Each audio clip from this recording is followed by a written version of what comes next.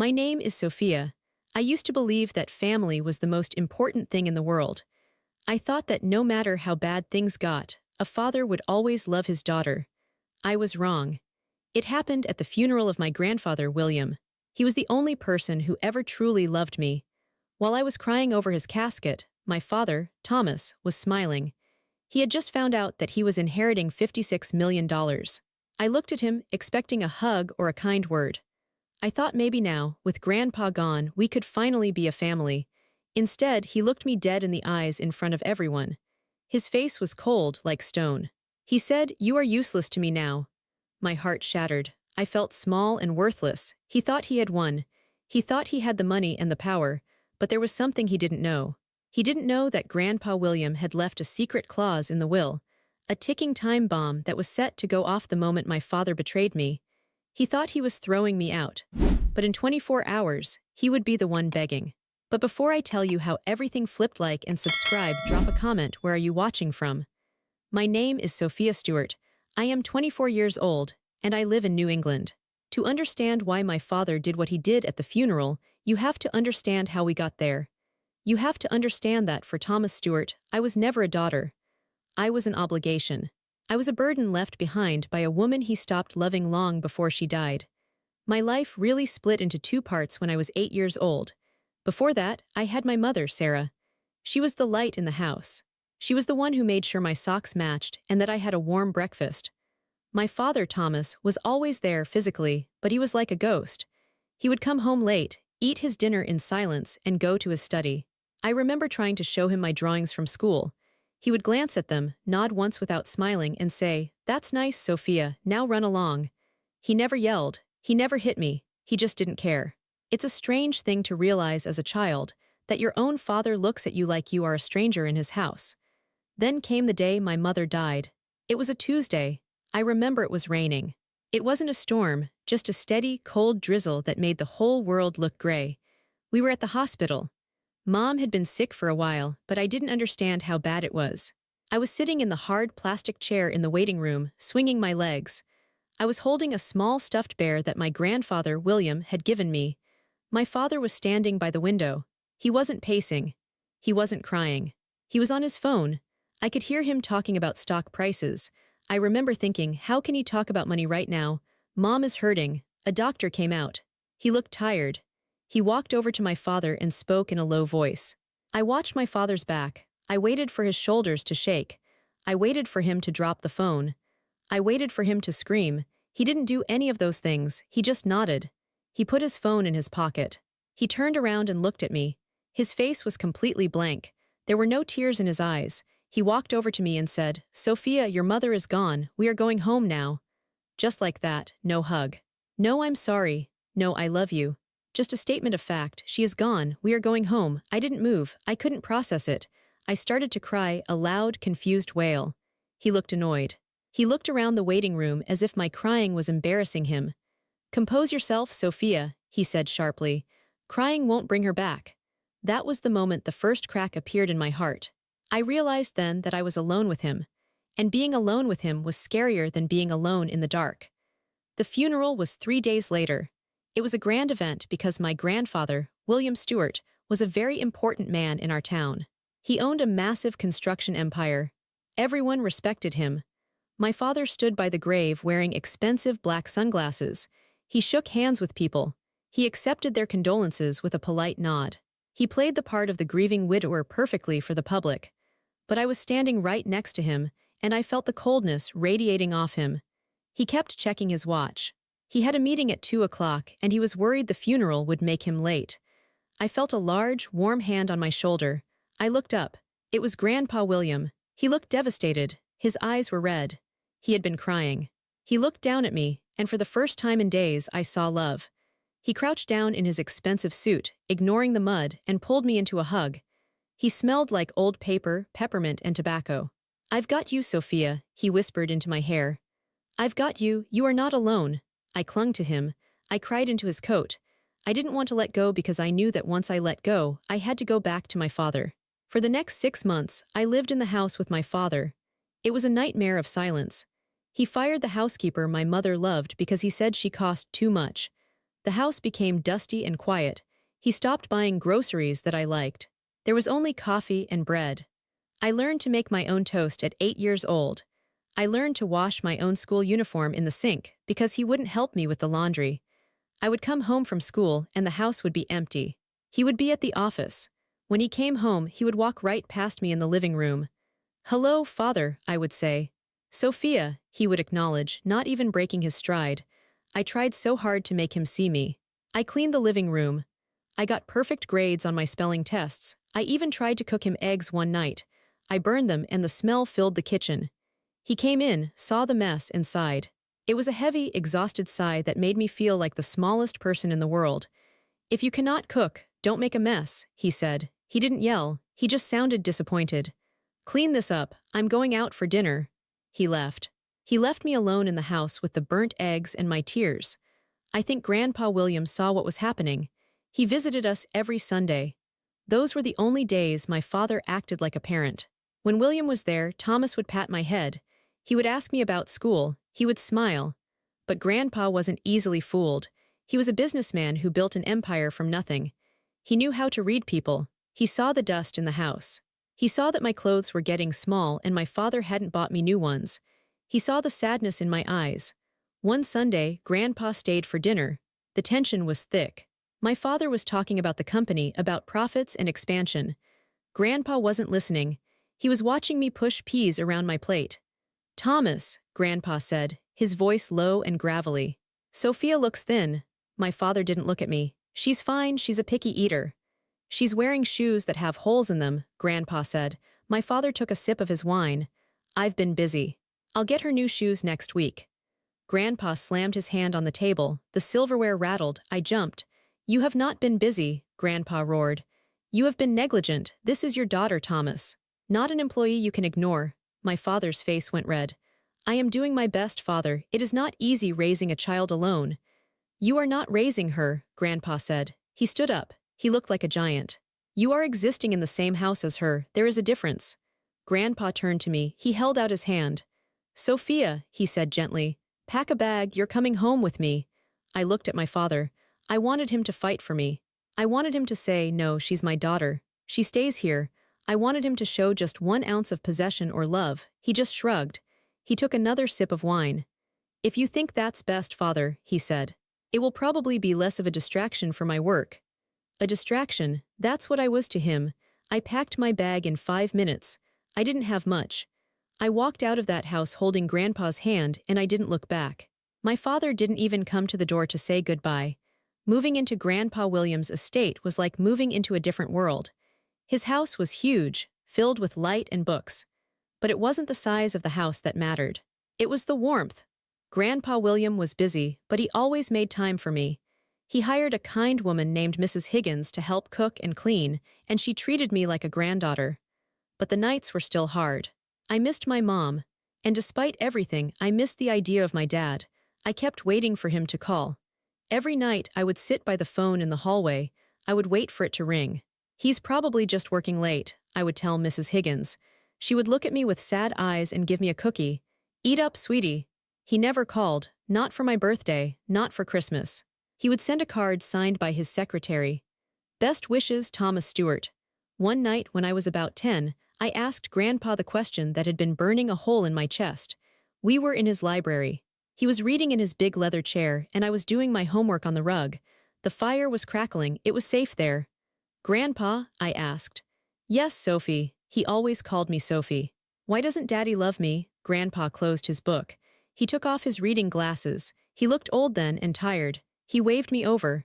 I climbed into his lap, even though I was getting a bit big for it. "Oh, honey," he said. "It's not that he doesn't love you. It's that he doesn't know how to love anyone. His heart, it's broken. It's been broken a long time." "Is it my fault?" I asked. "No," he said it so firmly it startled me. He held my face in his rough hands. "Listen to me, Sophia. It is never the child's fault. You are perfect. You are smart and kind and beautiful. Your father is a man who cares about numbers. He cares about things he can control. He can't control love, so he ignores it." He kissed my forehead. "But I am here, and I have enough love for both of us, okay?" "Okay," I whispered. But it wasn't okay. As I grew older, the hole my father left didn't close up. It just changed shape. It turned from sadness into a desperate need to prove him wrong. I thought, if I become smart like him, he will love me. If I understand business, he will respect me. I started reading the business section of the newspaper because I knew he read it.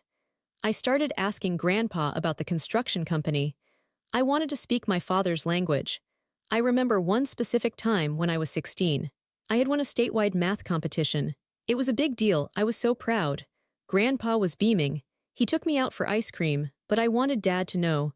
I asked Grandpa to drive me to Dad's office. Grandpa hesitated. Sophia, he's working, Grandpa warned. I know, but this is math, he loves numbers, he'll be impressed, I insisted. Grandpa sighed but drove me. I walked into the sleek glass building. The receptionist knew me by now. I was the girl who sometimes waited in the lobby for hours hoping to catch him. He's in a meeting, Sophia, she said. I'll wait, I said. I waited for 2 hours. Finally, the door opened. My father walked out with 2 other men. He was laughing. I hadn't seen him laugh in years. He looked charming. I jumped up. Dad, his smile vanished instantly. The mask fell back into place. He looked at me like I was a stain on his shirt. Sophia, what are you doing here? I won the state math competition, I said, holding up the certificate. My hands were shaking. I got first place. The men with him looked awkward. That's fine, Sophia, my father said. He didn't look at the certificate. But you cannot just barge into my place of business. It's unprofessional. But I won, I said, my voice getting small.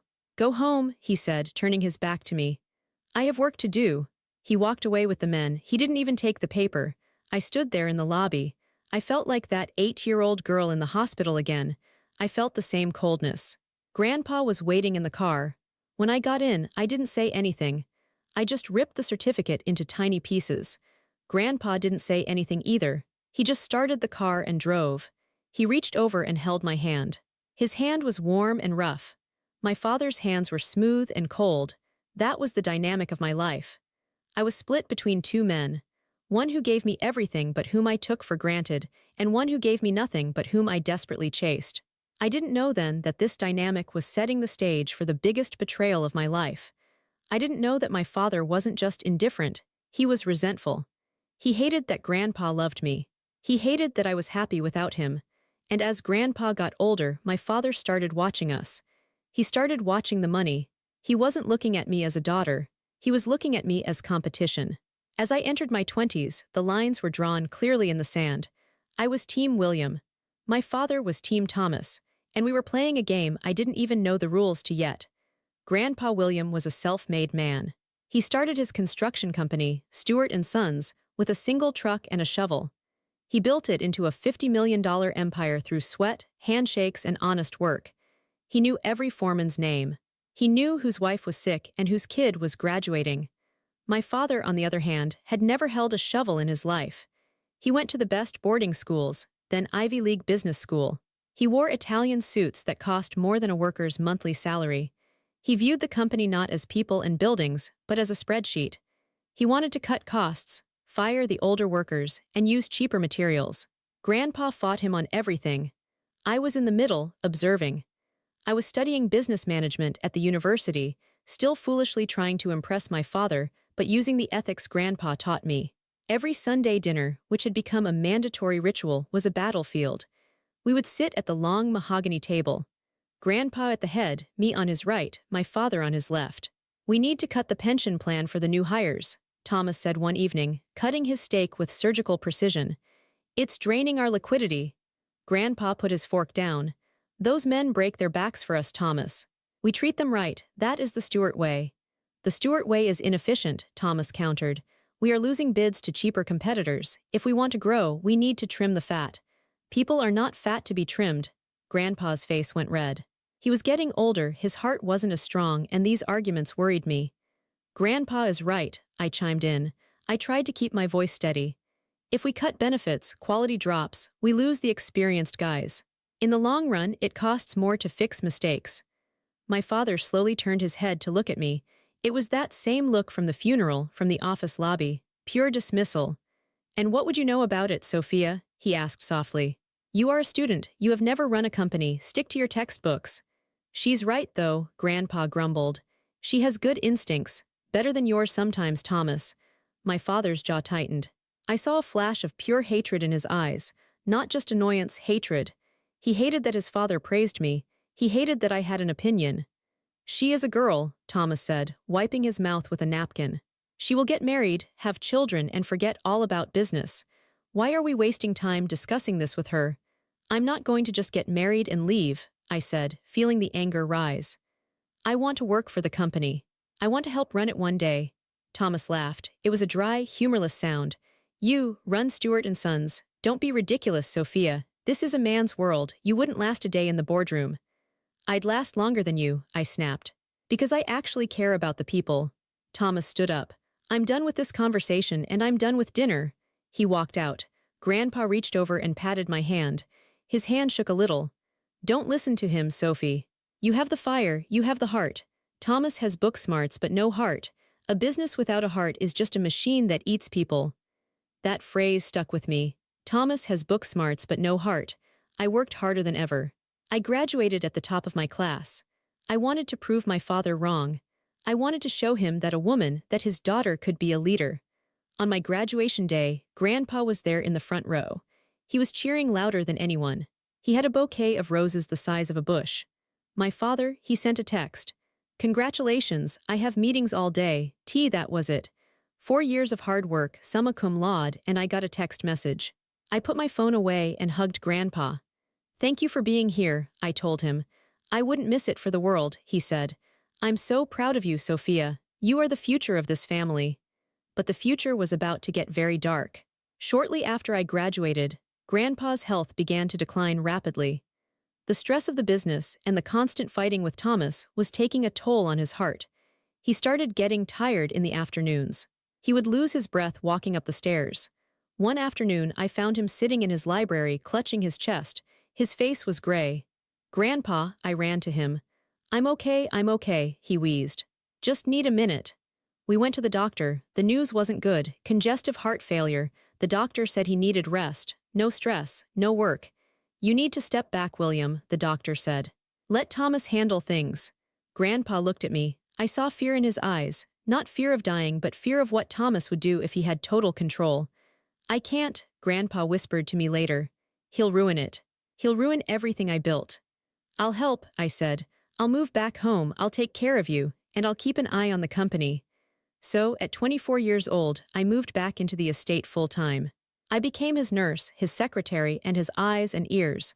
This is when my father's behavior changed. He stopped ignoring us. Suddenly, he was visiting the estate 3 or 4 times a week. But he wasn't visiting to see his sick father. He was visiting to check the inventory. He would come in, barely say hello to me, and walk straight into Grandpa's office. We need to sign over the power of attorney, Father, Thomas would say. In case you get incapacitated. It's just a formality. I would be in the corner, adjusting Grandpa's pillows or bringing him tea.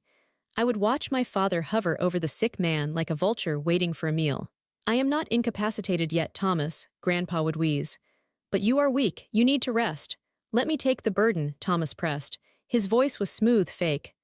I will sign when I am ready, Grandpa said firmly. Thomas would glare at me. Can you give us some privacy, Sophia? No, Grandpa said before I could move. Sophia stays, she is my eyes. My father hated that. He hated that I was the gatekeeper. He started treating me with open hostility. One day, in the kitchen, I was making Grandpa's lunch. Thomas came in to get coffee. You know, he said, leaning against the counter. You're wasting your life here, changing bedpans for an old man. You should be out finding a husband. I'm taking care of the man who raised me, I said, slicing an apple. Something you should be doing. He's dying, Sophia, Thomas said coldly. And when he's gone, things are going to change. You won't be the little princess of the estate anymore. I put the knife down. What is that supposed to mean? It means you should have a backup plan, he smirked. This house, the money, the company, it all goes to the heir, and that's me. Grandpa loves me, I said. He wouldn't leave me with nothing, Thomas laughed. Love doesn't write checks, Sophia, law does, and by law I am the only son, you are just extra. I felt a chill run down my spine. He was planning something, he was so confident. I went back to Grandpa's room. He was awake. He looked at my face. What did he say? Grandpa asked. Nothing, I lied, just business. Grandpa reached out and took my hand. His grip was weak. He thinks he has won, Grandpa whispered. He thinks because I am sick, I am stupid. He pulled me closer. Call Harold Jenkins, Grandpa said. Harold was his personal lawyer. Call him today. Tell him to come when Thomas is not here, late at night. Why? I asked. Because I need to make a change to the will, Grandpa said. His eyes were sharp, sharper than they had been in months. Thomas thinks he is inheriting a kingdom, but I am going to give him a test. A test? Yes, Grandpa smiled weakly. A test of character. If he passes, he gets it all. If he fails, well, justice will be done. What if he fails, Grandpa? He won't know he's taking a test until it's too late, Grandpa said mysteriously. I have made sure you will be taken care of, Sophia, no matter what he does. I didn't know the details then. I just called Harold. He came at midnight, sneaking in like a thief. They spent 2 hours whispering in the bedroom while I stood guard in the hallway. When Harold left, he looked at me and winked. Don't worry, Miss Stewart. Your grandfather is a very smart man. I didn't know what they had done. I just knew that Grandpa seemed more peaceful after that night. He stopped fighting Thomas. He let Thomas think he was winning. But as Grandpa got weaker, my father got bolder. He started bringing contractors to the house to look at renovations. He was measuring the windows for new curtains while Grandpa was still alive in the next room. I'm going to tear down that library, I heard Thomas tell a contractor. Make it a home gym. I hate all those old books. I ran into the room. You can't do that. Grandpa loves that library. Thomas looked at me like I was a bug. It's my house, Sophia, or it will be very soon. I can do whatever I want. I ran back to Grandpa's side and held his hand. I didn't tell him about the library. I didn't want to break his heart. But I knew war was coming. I just didn't know how brutal it would be. The house, which used to be full of laughter and the smell of pipe tobacco, became a hospital. That is the only way to describe it. The grand library, where I learned to read, was now filled with the sound of an oxygen machine. It made a rhythmic hiss-click sound that echoed through the hallway. My life shrank down to the 4 walls of Grandpa William's bedroom. I stopped seeing friends. I stopped thinking about my own future. My entire world was measuring medicine, fluffing pillows, and holding the hand of the only man who loved me. My father, Thomas, viewed this period very differently. For him, it was a waiting game. It was an inconvenience. I remember one morning clearly. It was a Tuesday, about 3 weeks before the end. I was in the kitchen, grinding pills into applesauce because Grandpa was having trouble swallowing. My father walked in. He was wearing a crisp navy suit and checking his watch. How long is this going to take, Sophia? He asked. I paused, the spoon hovering over the bowl. How long is what going to take? Feeding him. The dying part, he said. He didn't say it with sadness. He said it like he was asking when a meeting would end. I felt sick to my stomach. He is your father. He is fighting for his life. Thomas poured himself a coffee. He is suffering. And he is draining the estate's resources. Do you know how much the night nurses cost? It's astronomical. He built this fortune, I snapped. He can spend every penny of it on his comfort if he wants to. Thomas turned to me, his eyes cold. It's wasteful, and it delays the transition. The board is getting restless. They want to know who is in charge. I need him to pass the baton, but he's holding onto it with a death grip. He took a sip of coffee and added, make sure you don't give him too much sugar. It makes him hyperactive. I need to talk to him about the land deeds in Vermont today. I watched him walk out. I wanted to scream. I wanted to throw the bowl at his head. But I couldn't. I had to be calm for Grandpa. When I went upstairs, Grandpa was awake. He looked so small in the big 4-poster bed. His skin was like paper. But his eyes were still bright blue, the same eyes that used to wink at me when he snuck me candy before dinner. Was that Thomas? He whispered. His voice was a rasp. Yes, I said, sitting on the edge of the bed. He's anxious about work. He's anxious about the money, Grandpa corrected. He's measuring the curtains for my coffin, Sophia. I tried to smile, but tears pricked my eyes. Don't say that. It's the truth, he said. He squeezed my hand. Listen to me tonight. Harold is coming back. Harold Jenkins was the family lawyer. He had been there a few times over the last month. Again, I asked. I thought you finished the paperwork. We are making the final adjustments, Grandpa said. The trap is set. I just need to bait it. That night, Harold arrived at 9 p.m. My father had already left for his apartment in the city. He couldn't stand the smell of sickness in the house at night. Harold was a short, round man with thick glasses. He looked nervous. He carried a heavy leather briefcase. I led him to the bedroom. I went to leave to give them privacy, but Grandpa called me back. Stay, Sophia, he said. I want you to hear this part, not all of it. But this part? I stood by the door. The room was dim, lit only by a bedside lamp. Harold, Grandpa said, read the clause, the condition. Harold cleared his throat. He adjusted his glasses. He read from a document. The entirety of the estate, including the majority share of Stewart and Sons, the properties, and the liquid assets totaling $56 million, shall pass to my son, Thomas Stewart. My heart sank. I felt a cold wave wash over me.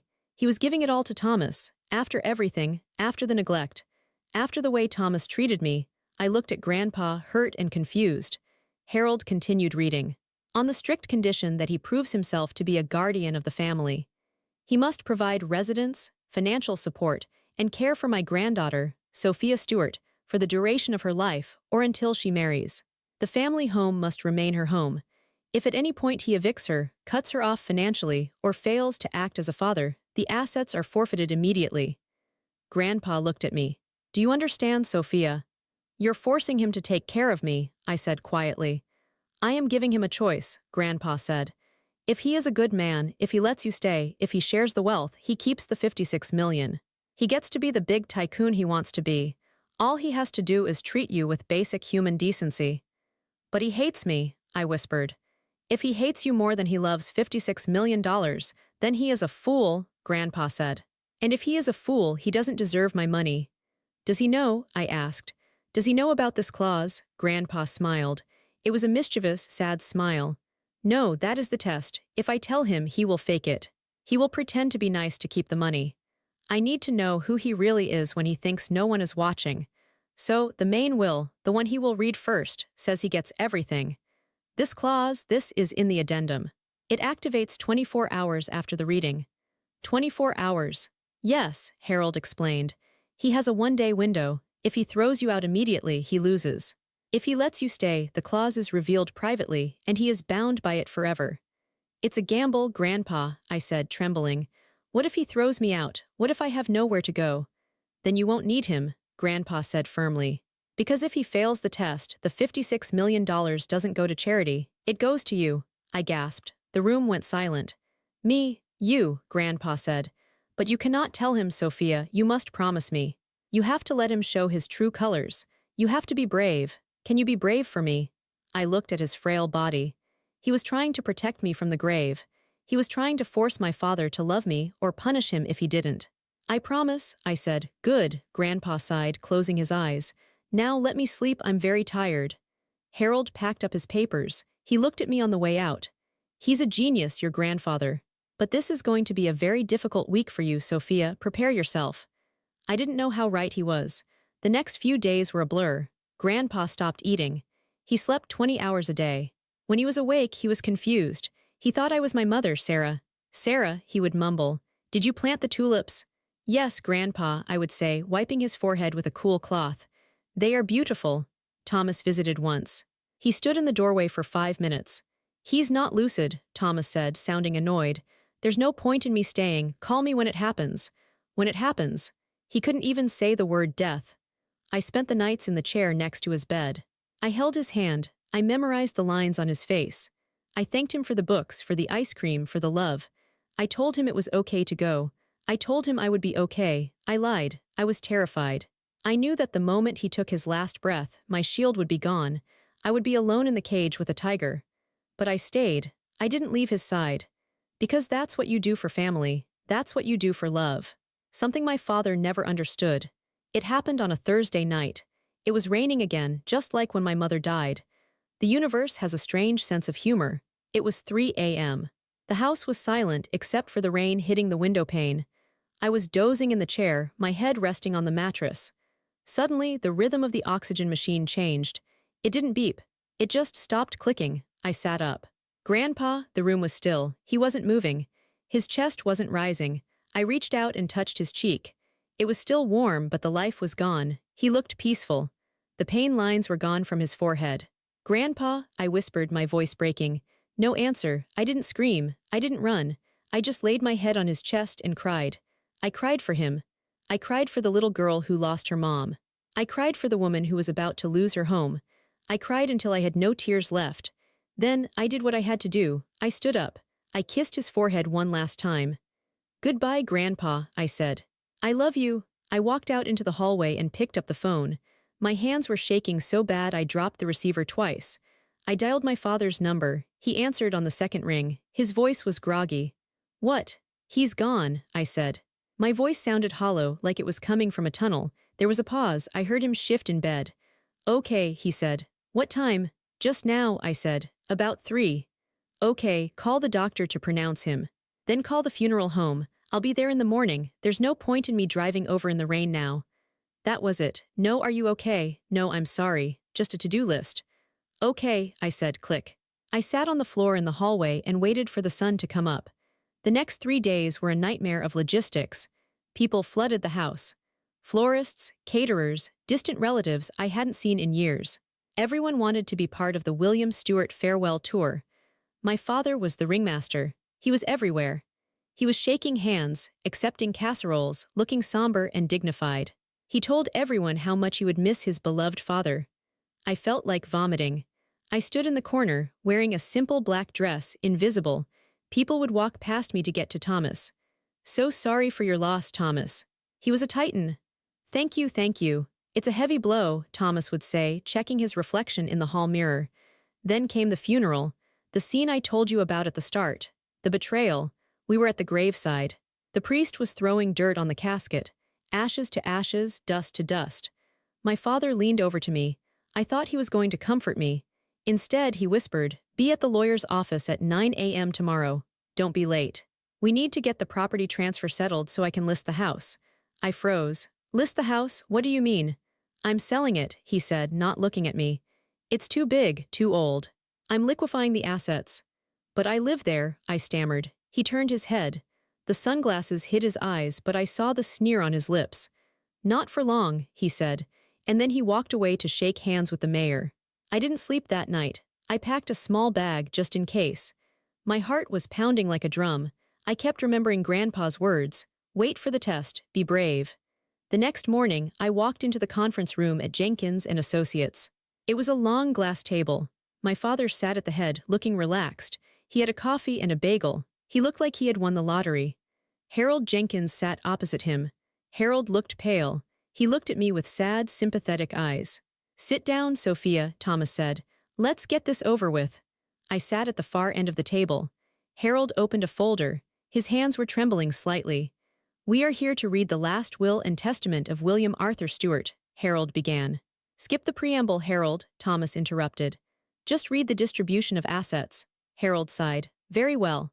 I, William Stewart, being of sound mind, hereby leave the entirety of my estate, including the primary residence at 12 Oak Lane, the entirety of the stock portfolio, and 100% ownership of Stewart & Sons Construction to my son, Thomas Stewart. Thomas clapped his hands together. A loud, sharp sound in the quiet room. Excellent, Thomas said. Is that it? Harold hesitated. He looked at me. I held my breath. This was the moment. That is the primary will, yes, Harold said. Good, Thomas stood up. Send the deed transfer to my office by noon. I have a locksmith meeting me at the house at 11 o'clock. Thomas, Harold said, his voice warning. There are ethical considerations. Sophia has lived there for 15 years. Thomas looked at me. He smiled. It was a terrifying smile. It was the smile of a man who finally had the power to crush the thing that annoyed him. Sophia is an adult, Thomas said smoothly. She has a degree, she can get a job, she can get an apartment. It is time for her to stand on her own 2 feet. He looked at me directly. You heard the man, Sophia. The house is mine, the money is mine. You are entitled to nothing. Dad, please, I said. I didn't have to fake the desperation. I have nowhere to go, just let me stay for a month, just until I find a place. No, he said. I want the house empty. I have stagers coming on Monday. You are a liability. You are useless to me now. There it was, the line that broke me. You have until 12 p.m. today to remove your personal effects, Thomas said, checking his watch. After that, anything left inside becomes my property, and I will throw it in the trash. That's 2 hours, I cried. Then you better hurry, he said. He grabbed his briefcase and walked out of the room. I sat there stunned. Harold looked at me. I'm so sorry, Sophia, Harold whispered. He didn't pass the test, I said, my voice shaking. No, Harold said. He looked at the clock on the wall. The clause activates in 24 hours, At 9 a.m. tomorrow morning. Until then, legally, he is the owner. So I'm homeless for 24 hours. Yes, Harold said. But Sophia, if you can survive until tomorrow, everything changes. Just stay safe, don't tell him. Let him dig his own grave. I nodded, I wiped my face, I stood up. Okay, I said, I can do this. I drove back to the estate. My hands were gripping the steering wheel so hard my knuckles were white. When I got to the driveway, there was already a black van there. Precise security. My father wasn't wasting a second. Two large men in uniforms were standing by the front door. My father was there, pointing at the door. I want the locks changed on all exterior doors, he was saying, and reprogram the gate code. I got out of my car. Dad, I yelled, he turned. You're wasting time, Sophia, the clock is ticking. I ran past him into the house. I grabbed my suitcase. I ran to my room. I threw my clothes in. I grabbed the photo of my mom from the nightstand. I grabbed the stuffed bear Grandpa gave me. I could hear the drill of the locksmith working on the front door. It sounded like a dentist's drill. It was the sound of my life being erased. I ran to Grandpa's room. I wanted to take something of his watch, his book, anything. My father was standing in the doorway. Don't touch anything in here, he said sharply. This is all part of the estate value. That watch is worth 10 grand. If you take it, I'll have you arrested for theft. He was my grandfather, I screamed. I just want a keepsake. You have memories, Thomas said coldly. Those are free, now get out. One of the security guards stepped forward. Miss, you need to vacate the premises.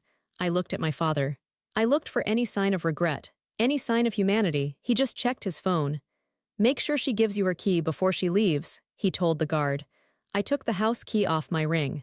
The key I had used since I was 8 years old. I threw it at my father's feet. You will regret this, I said. My voice was low. I was shaking with rage and grief. You think you won. But you have no idea what you just started. Thomas laughed. Threats from a homeless girl. How terrifying. Goodbye, Sophia. I walked out. The security guard followed me to my car to make sure I didn't steal the garden gnomes. I got in my car. It was piled high with clothes and boxes. I drove down the long driveway. The iron gates closed behind me with a final clang. I pulled over onto the shoulder of the road just outside the gate. I watched the house. My house, it was starting to rain again. I had $74 in my bank account. I had a tank of gas. And I had a secret that was worth $56 million. I reclined the seat of my car. I locked the doors. I watched the rain hit the windshield. I checked the time. 11:45 a.m. I just had to wait. I just had to survive the night. Inside that house, my father was probably popping champagne. He thought he was the king of the world. He thought he had erased me, but the clock was ticking. And when the sun came up, the king was going to lose his crown. I closed my eyes and whispered to the empty car. Just wait, Dad, just wait. Sleeping in a car is not something you can understand until you do it. It's not just the discomfort. It's the vulnerability. I parked my small sedan in a 24-hour grocery store parking lot because the lights made me feel safer. I reclined the seat, but the gear shift dug into my leg. It was cold. The rain hammered on the roof all night, a relentless drumbeat that reminded me I had nowhere else to go. Every time a car drove past, I flinched. I thought it might be the police telling me to move. Or worse, someone trying to break in. I locked the doors 3 times just to be sure. I didn't sleep. I just lay there, staring at the dark fabric of the car ceiling, replaying the look on my father's face. You are useless to me now. Those words echoed in my head louder than the rain. He hadn't just evicted me, he had erased me. He had looked at his own daughter and seen nothing but an obstacle to his bank account. I ate a stale granola bar for dinner. My stomach growled, but I was too nauseous to eat more. I watched the digital clock on the dashboard, 2 a.m., 4 a.m., 6 a.m. When the sun finally came up, I felt like I had aged 10 years in one night. My neck was stiff. My eyes were puffy from crying. I drove to a gas station to use the bathroom and splash cold water on my face. I looked in the mirror. I looked like a ghost, a homeless ghost. But as the sun rose higher, a strange feeling replaced the sadness. It was adrenaline. I knew something my father didn't. I knew that a clock was ticking down. I drove back to the road just outside the estate gates. I parked on the shoulder, hidden behind a line of trees. I could see the iron gates. I could see the security guard booth. I watched the digital clock on my phone. 8:55 a.m. 8:58 a.m. 8:59 a.m. My heart was hammering against my ribs, Please, let him fail, I thought. Please don't let him have a sudden change of heart. If my father had called me, even once, in the last 24 hours to say, "Come home, I made a mistake," the deal was off. If he had sent a text saying, "Let's talk," he would have kept the money. I checked my phone logs. Nothing. No missed calls. No texts, just silence. 9 a.m., the deadline passed. At 9:01 a.m., my phone rang. The name on the screen was Harold Jenkins. I took a deep breath and answered. "Hello, Harold." Sophia, Harold's voice was tight with anticipation. "Where are you?" "I'm in my car," I said, "down the street from the house." "Did he call you?" Harold asked. "Did he offer you shelter? Did he reach out in any way?" "No," I said, "not a word." I heard Harold let out a long breath. It sounded like relief. "Then it is done," Harold said. "He has failed the condition of the will. He has abandoned his duty as a father and a guardian. The clause is triggered." "What happens now?" I asked. I felt lightheaded. "I just filed the paperwork electronically with the probate court," Harold said. "It's official. The moment the clock struck 9 o'clock, the assets transferred. The $56 million, the company, the estate, it is all legally yours, Sophia." I started to cry. Not sad tears this time, tears of release. The weight of the last few years, the neglect, the insults, the cruelty, it all lifted off my shoulders. "He doesn't know yet, does he?" I asked. "No," Harold said. "I have a meeting scheduled with him at the house in 1 hour to finalize the paperwork. He thinks he is signing the final deeds to himself. I want you to be there, Sophia." "I can't go back there alone," I said. "He has security, they'll throw me out again." "You won't be alone," Harold said. "I've hired a private security firm. They are meeting you at the gate in 10 minutes. They work for you now, they are bigger and meaner than the guys your father hired." "Okay," I said, "I'll be there." "Sophia," Harold added, his voice soft. "Your grandfather would be very proud of you, you survived the test." "He knew," I whispered. "He knew Dad would do this." "He hoped he wouldn't," Harold said, "but he prepared for the worst. Go take your house back, Sophia." I hung up. I looked at the mansion in the distance. It looked different now. It didn't look like a fortress I was locked out of. It looked like home. 10 minutes later, 2 large black SUVs pulled up behind my car. A man in a suit got out. He looked like an ex-military commando. "Miss Stewart?" he asked. "Yes. Mr. Jenkins sent us. I'm Commander Davis. We are here to escort you onto your property and remove any trespassers." Trespassers. My father was now a trespasser in his own childhood home. "Thank you," I said. "Let's go." I got back in my car. I led the convoy. We drove up to the main gate. The guard my father had hired, the one who took my keys yesterday, stepped out of the booth. He looked confused seeing the 3 cars. He waved for me to stop. I rolled down my window. "You can't come in here, miss," he said smugly. "Mr. Stewart gave strict orders. No access for you." Commander Davis stepped out of the SUV behind me. He walked up to the guard. Davis was a head taller and twice as wide. "Open the gate," Davis said calmly. "Who are you?" the guard stammered. "I work for Thomas Stewart." Davis held up a piece of paper. It was a court order Harold had emailed him. "Thomas Stewart doesn't own this property anymore," Davis said. "This lady does. Now open the gate or I will remove you from this post physically." The guard looked at the paper. He looked at Davis. He looked at me. He realized he was outgunned. He pressed the button. The iron gates swung open. I drove through. The drive up the long, winding driveway felt like a victory lap. The trees seemed greener. The air seemed fresher. I wasn't the scared little girl anymore. I wasn't the daughter begging for crumbs of affection. I was the owner. I pulled up to the front of the house. My father's convertible was parked right in front, taking up 2 spots. The front door was open. I could hear music playing. I stepped out of the car. I smoothed down my wrinkled dress. I took a deep breath.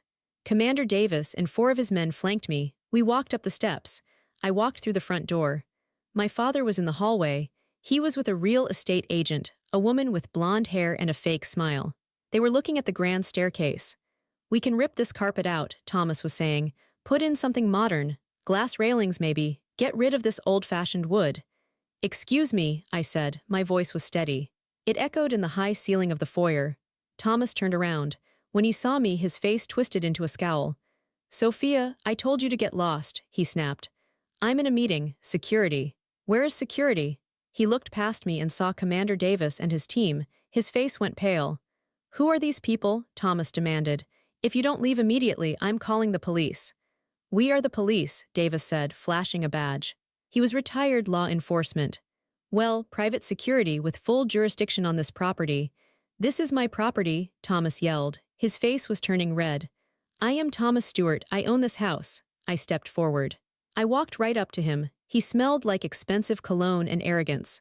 Actually, I said, you don't. Just then, Harold Jenkins walked in through the open door. He was carrying his briefcase. Harold, Thomas shouted. Tell these thugs to leave. Tell my crazy daughter that she has no rights here. Harold walked over to us. He didn't look at Thomas. He looked at me and nodded. Then he turned to Thomas. I'm afraid that's not correct, Thomas, Harold said. As of 9 a.m. this morning, you have been stripped of all assets related to the William Stewart estate. Thomas laughed. It was a nervous, high-pitched sound. What are you talking about? The will, I read the will yesterday. You read the first part of the will, Harold said calmly. You didn't read the addendum, the condition clause. What condition? Thomas spat. The condition that required you to provide housing and care for Sophia, Harold explained. If you had let her stay, you would have kept the $56 million. But because you evicted her, because you abandoned her, the assets have transferred. Thomas froze. He looked like he had been punched in the stomach. Transferred to who? Harold pointed at me. To Sophia. The silence that followed was heavy. The real estate agent quietly backed out of the door and ran to her car. Thomas looked at me. His eyes were wide with shock, then confusion, and finally pure rage. You little brat, he hissed. You tricked me. I didn't do anything, I said calmly. I just asked for a place to stay. You're the one who threw me out. I am your father, he screamed. I deserve that money. I waited 50 years for that money. You waited for the money, I said. But you never waited for me. You never cared about me. And Grandpa knew it. This is illegal, Thomas shouted. He lunged toward me. Commander Davis stepped in front of me instantly, blocking Thomas with a wall of muscle. I wouldn't do that, sir, Davis warned. Thomas backed off, breathing heavily. He looked around the room, realizing he was trapped. He looked at the walls he wanted to tear down. He looked at the floor he wanted to replace. It's all gone, he whispered. $56 million. And the house, I added. And the company. The company, Thomas looked up. No, not the company, I'm the CEO. Not anymore, I said. I own the controlling shares now. I'm firing you, Dad. The look on his face was worth every tear I had shed in the last 20 years. It was the look of a bully who finally met someone he couldn't intimidate. The transition of power in that hallway was swift and brutal. My father went from being the master of the manor to a trespasser in seconds. You can't fire me, Thomas stammered, trying to regain some composure. He adjusted his tie, but his hands were shaking. The board won't allow it. I know this business inside and out. The board answers to the majority shareholder, Harold reminded him gently. And that is Sophia. She holds 51% of the stock. Her word is law. Thomas turned his gaze to me. For the first time in my life, I saw fear in his eyes. He wasn't looking at his daughter anymore, he was looking at his boss. Sophia, he said, his voice changing tone completely. It became wheedling, soft. Let's not be rash. We are family. We can work this out. You're upset about yesterday. I understand. I was stressed. Grief does strange things to people. I almost laughed. Grief? You weren't grieving, Dad. You were measuring the curtains while Grandpa was dying. You were counting his money before his body was cold. I was trying to be practical, he insisted. Look, you don't know how to run a construction empire. It's complicated. Unions, contracts, supply chains, you need me. I'll tell you what, we'll split it. 50/50. I'll stay on as CEO, you can be a silent partner, you can live here, I'll even move out if you want. He was bargaining, it was pathetic. I don't need a silent partnership, I said, and I don't need your permission to live in my own house. I turned to Commander Davis. Please escort Mr. Stewart off the property. What? Thomas gasped. You're throwing me out. You have until, well, actually, you don't have any time, I said, checking my watch mockingly, mimicking what he had done to me yesterday. You are trespassing, you need to leave now. I have clothes here. My laptop, my car. Your car is leased by the company, I said. So that stays, you can call a cab. As for your clothes, I'll have someone pack them and send them to your apartment in the city. The one you prefer over this house anyway. Sophia, please. He fell to his knees. It was shocking to see. My proud, cold father kneeling on the rug. I have debts. I leveraged my own assets expecting this inheritance. If I don't get this money, I'm ruined, I'll be bankrupt. I looked down at him. A part of me, The little girl who just wanted her dad to love her, wanted to help him, wanted to say, okay, just be nice to me and you can have it. But then I remembered the rain last night. I remembered the fear of sleeping in the car. I remembered him saying, "You are useless to me." "You should have thought about that before you evicted me," I said. "Grandpa gave you a test, Dad. A simple test. All you had to do was be a father for one day, and you failed." I nodded to Davis. Two security guards grabbed Thomas by the arms and hoisted him up. "Get your hands off me," Thomas shouted, struggling. "This is insanity. Harold, do something." Harold just cleaned his glasses. "I am doing something, Thomas. I'm executing the will of my client." They dragged him toward the door. He was kicking and screaming like a toddler. "I'll sue you," he screamed as they pushed him out onto the porch. "I'll take you to court. You'll never see a dime." "We'll see," I said. I walked to the door and watched. They marched him down the driveway, past his expensive company car, all the way to the front gate. They shoved him out and closed the iron gates. I saw him standing there on the roadside, in his expensive suit, screaming at the closed gate. He looked small, he looked powerless. I closed the heavy front door. The sound was a solid thud. Silence. I stood in the hallway. It was just me, Harold, and the house. I sank onto the bottom step of the grand staircase and put my head in my hands. I was shaking. "Are you okay?" Harold asked gently. "No," I said. "Yes, I don't know." "It's a lot to process," Harold said. "But you did the right thing. He would have drained this estate dry and left you with nothing. You saved your grandfather's legacy." "He said he's going to sue," I said, looking up. "Can he win?" "No," Harold smiled. "William was very thorough. There is a no contest clause in the will. If Thomas challenges the will in court, he forfeits even the small stipend William left him in the original trust. He won't risk it. He knows he has no case." "So it's really over. The war is over," Harold said. "Now the work begins. You have a company to run, Sophia." I looked around the house. I walked into the living room. I saw the empty spots on the shelves where my father had already started packing away Grandpa's things. I went to the shelf and picked up a framed photo of Grandpa and me fishing when I was 10. My father had turned it face down. I turned it right side up. "I won't let you down, Grandpa," I whispered. I spent the rest of the day walking through the house, reclaiming it. I went into the kitchen and made myself a sandwich, not because I was starving, but because I could. No one was there to tell me I was making a mess. No one was there to judge me. I went into the library, the room my father wanted to turn into a gym. I sat in Grandpa's leather chair. It still smelled like him. I spun around in it. For the first time in my life, I felt safe. But the victory wasn't complete. I had the house, but I needed to understand why.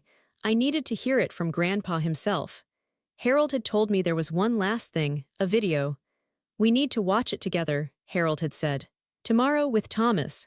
"With Thomas, why?" "Because William wanted him to see it," Harold said. "It's the final part of the punishment, and the final part of your closure." The next morning, the atmosphere in the library was tense. I sat behind Grandpa's massive oak desk. It felt strange to be in the seat of power, but I sat up straight, channeling every ounce of confidence I had. Harold sat on the sofa, setting up a laptop connected to a projector. And then there was Thomas. He had been allowed back onto the property solely for this meeting. He looked terrible. He hadn't shaved. His eyes were bloodshot. He was wearing the same suit as yesterday, but it was rumpled. He looked like a man who had spent the night drinking and pacing. He refused to look at me. He stared at the floor, his jaw clenched. "Why are we here?" Thomas grumbled. "You've already stolen everything. Do you need to rub it in?" "We are here to fulfill the final request of William Stewart," Harold said. He left a video message, to be played only in the event that the conditional clause was triggered. Thomas flinched. Harold pressed play. A projection appeared on the white wall of the library. There was Grandpa William. He was sitting in this very room, in the chair I was currently occupying. He looked sick. It must have been filmed a few weeks before he died, but his voice was strong. "Hello, Thomas. Hello, Sophia," the video version of Grandpa said. Thomas looked up at the screen. His face crumbled slightly seeing his father. "If you are watching this," Grandpa continued, "it means I have passed on, and more importantly, it means Thomas has failed." Thomas winced as if he had been slapped. "Thomas," Grandpa said, looking directly into the camera lens. "I know you, I raised you. And I know that for a long time you have been waiting for me to die so you could take my money. You think I didn't see it, but I saw every look. I heard every comment." Thomas shifted in his seat, uncomfortable. "I wanted to give you a chance," Grandpa said. I wanted to believe that deep down there was still a father inside you. That's why I created the test. I thought, maybe if I force him to care for Sophia, he will learn to love her. But I knew the odds were low. I knew your greed was stronger than your heart. On the screen, Grandpa leaned forward. You threw her out, didn't you? Grandpa asked. It was eerie how he knew exactly what had happened. You evicted your own flesh and blood to secure a bank balance. That is why you are sitting there with nothing, Thomas. You chose money over family. So you lose the money, and you lose the family. Thomas put his head in his hands. Stop it, he muttered. Turn it off. I'm not done, Grandpa said sternly. Sophia, my dear, sweet Sophia. I looked at the screen, tears streaming down my face. I am sorry I had to put you through this, Grandpa said, his voice softening. I am sorry I had to use you as bait in a trap for your father. It was a cruel thing to do. But it was the only way to ensure your future. I needed you to see him for who he really is. You spent your whole life trying to please him, trying to earn his love. I needed you to see that the well is dry. There is no water there, Sophia. Stop lowering your bucket, I sobbed. That metaphor hit me hard. Stop lowering your bucket. You are the heir, Grandpa said. Not because you are my granddaughter, but because you are the only one who understands what true wealth is. It's people, it's kindness, it's integrity. You have those things, Thomas does not. Take the company, Sophia. Lead it with your heart. Don't let the business turn you cold like it did to him. Be the steward I know you are. And Thomas, Grandpa said, his eyes hard again. If you try to fight this, if you try to hurt her, remember that I have files on every shady deal you ever made. Harold has them. Walk away, accept your failure. And maybe, if you spend some time in the wilderness, you'll find your soul again, but you won't find it in my bank account. Goodbye, my loves. The screen went black. The room was silent. The only sound was the whirring of the projector fan. Thomas didn't move for a long time. Then, slowly, he looked at me. The anger was gone. The arrogance was gone. He just looked defeated. He hated me, Thomas whispered. My own father hated me. He didn't hate you, Dad, I said quietly. He was disappointed in you. There is a difference. Thomas stood up. He looked unstable. So what now? He asked. I'm destitute. I'm on the street. I looked at Harold. Harold gave a small nod, leaving it up to me. This was my moment. I could destroy him. I could do exactly what he did to me. I could say, you are useless to me, and have security throw him out. Revenge would feel sweet. But then I heard Grandpa's voice in my head. Lead with your heart. If I destroyed him, I would be just like him. I would be another cold, ruthless Stuart. I wanted to be a William, not a Thomas. I'm not going to throw you on the street, Dad, I said. Thomas looked up, surprised. What? I'm not you, I said. I don't kick family when they are down. I opened the desk drawer and pulled out a checkbook. The new company checkbook. I'm going to set up a small monthly allowance for you, I said. Enough to pay rent on a modest apartment and buy food. You won't be rich. You won't be flying first class. You will have to live like a normal person, but you won't starve. Thomas stared at me. An allowance. Like a child, like a dependent, I corrected. Which is what you are now. And the company, he asked. You're fired, I said firmly. I'm taking over as CEO on Monday. You are not to come near the office. If you do, the allowance stops. He stood there, processing it. He realized he had no leverage. He realized he was lucky to get anything at all. Why? He asked. After what I did, why give me anything? Because Grandpa was right, I said. My heart is my strength, and I refuse to let you turn it into stone. Thomas looked at me for a long moment. I saw something flicker in his eyes, shame, deep, burning shame. He nodded once. He didn't say thank you. He couldn't bring himself to say it. He just turned around and walked out of the library. He walked with a slump in his shoulders, looking 10 years older than he had yesterday. I watched him go. I felt a sense of lightness I had never felt before. I didn't need his approval anymore. I didn't need his love. I had my own. Harold closed the laptop. That was incredibly generous of you, Sophia, Harold said. It wasn't for him, I said, looking at the blank screen where Grandpa had been. It was for me. Monday morning arrived. It was my first day as the CEO of Stewart & Sons. I woke up in my own bed, in my own house, but I was terrified. I stood in front of the mirror wearing a navy blue suit. I looked young. Too young to run a $56 million empire. I could hear my father's voice in my head. You wouldn't last a day. I took a deep breath. I put on the necklace Grandpa gave me for my 16th birthday. It was a small gold compass. So you never lose your way, he had said. I drove to the headquarters. My father's parking spot, the one right in front, was empty. The sign still said Thomas Stewart, CEO. I parked in the visitor lot. I walked into the lobby. The receptionist, Mrs. Gable, looked up. She had been there for 30 years. She looked nervous. Everyone knew the rumors. Everyone knew the drama. "Good morning, Mrs. Gable," I said. "Good morning, Miss Stewart," she stammered. "Or is it Miss CEO now?" "Sophia is fine," I smiled. "Can you please have maintenance take down the sign in the parking lot and the one on the corner office door?" She nodded, looking relieved that I wasn't screaming or firing people. "Right away, Sophia." The real challenge was the boardroom. At 10 a.m., I walked into the conference room. 12 men in expensive suits were sitting around the table. They were the board of directors. They were my father's friends. They looked at me like I was a lost child who had wandered into a serious meeting. One of them, a man named Mr. Henderson, didn't even stand up. "Sophia," he said, leaning back in his chair. "This is a surprise. We heard about the legal situation, but surely you don't intend to actually run the company. We have prepared a severance package for Thomas, but we assume you will appoint an interim CEO, someone with experience." He meant a man. He meant someone like them. I walked to the head of the table. I didn't sit down. I placed my hands on the leather surface and looked at each of them. "Mr. Henderson," I said clearly, "my grandfather built this company with a shovel in his hand. He didn't have an MBA, he had grit. My father had an MBA, and he almost drove the morale of this company into the ground because he forgot that employees are human beings." The room went silent. "I am not appointing an interim CEO," I continued. "I am the CEO, and things are going to change." "Change is expensive," Henderson grunted. "The shareholders won't like it." "The shareholders want stability," I said, "and treating people like garbage creates instability. I've reviewed the books. We are spending $3 million a year on executive bonuses while we cut the pension fund for the construction workers. That stops today." "You can't just cut bonuses," another man shouted. "I can," I said. And I did. I signed the order this morning. The executive bonus pool is frozen. That money is going back into the pension fund and into safety equipment upgrades for the crews. I pulled a folder out of my bag. "This is the new strategy," I said. "It's called the William Stewart Standard.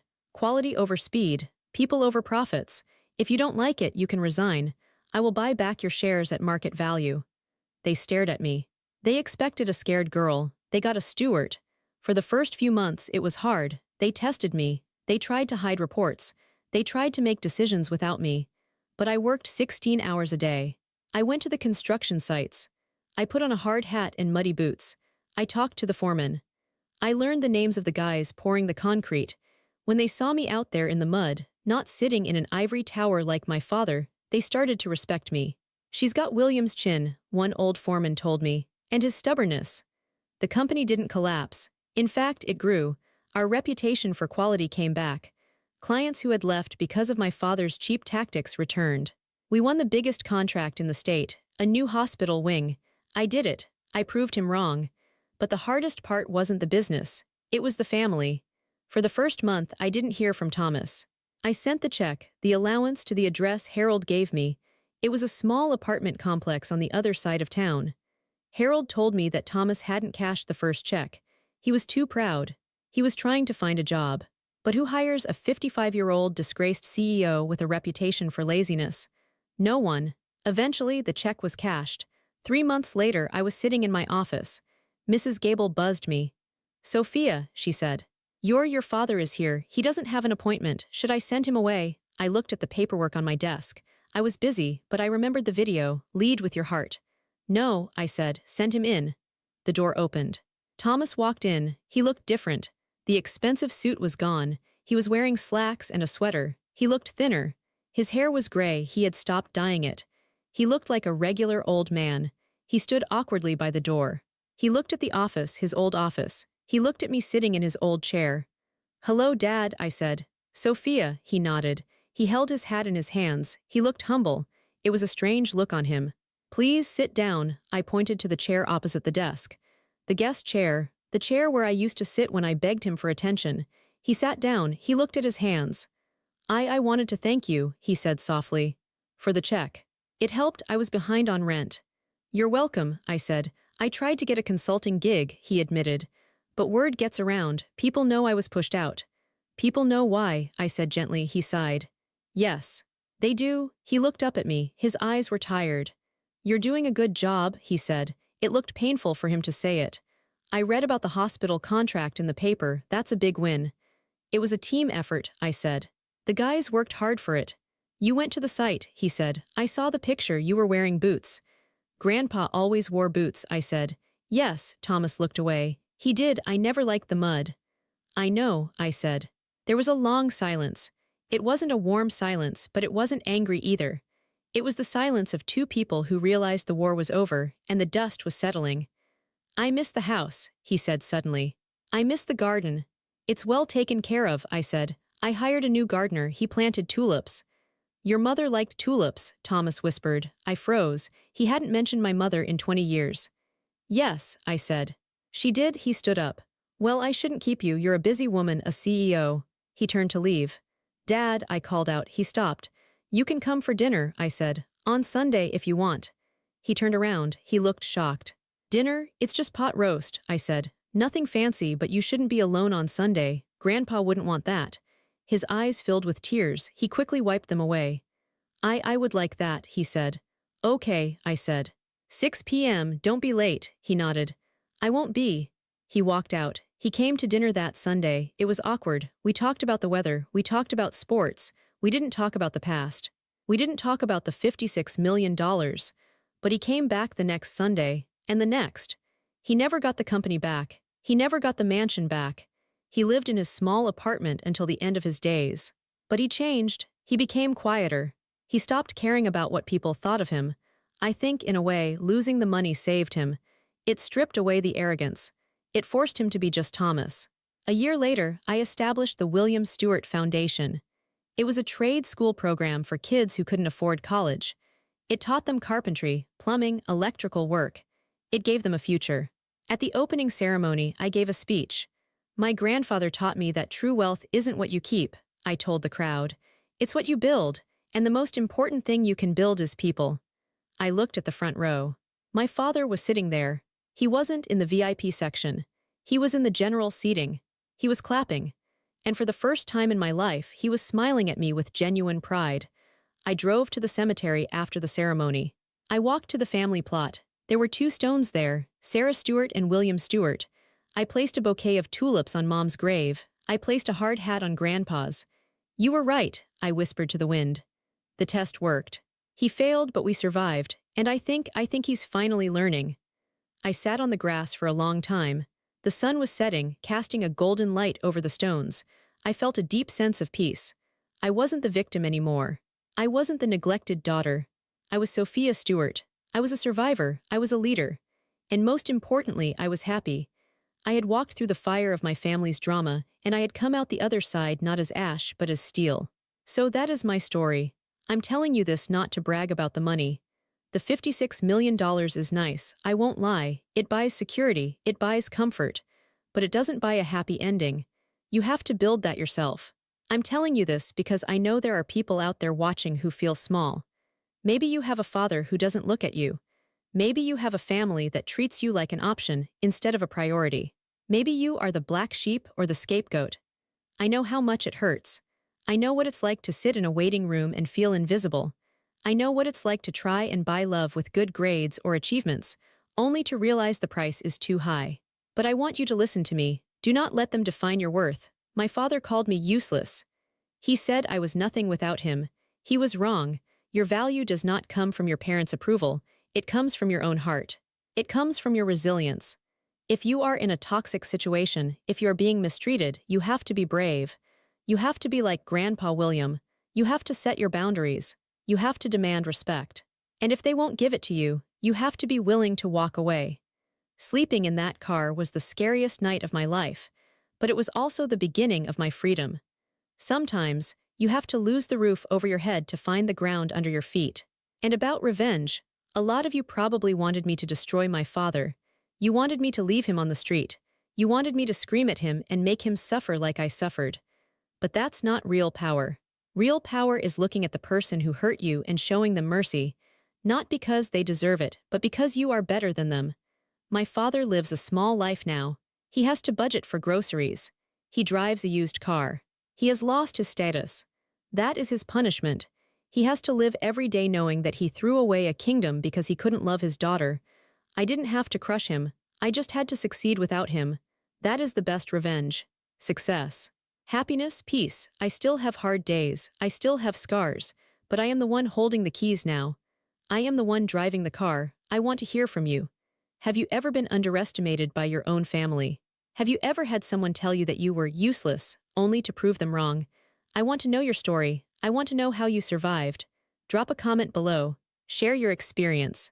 Let's build a community here where we remind each other that we are strong. If you liked this story, if you felt for that little girl in the hospital waiting room, please hit the like button. It helps more people see this message. And if you want to hear more stories about justice, about turning pain into power, and about winning against the odds, hit that subscribe button. I'm Sophia. I'm the girl who was thrown out and the woman who came back to own it all. Thank you for listening. And remember, lead with your heart. It's the strongest muscle you have. See you in the next story.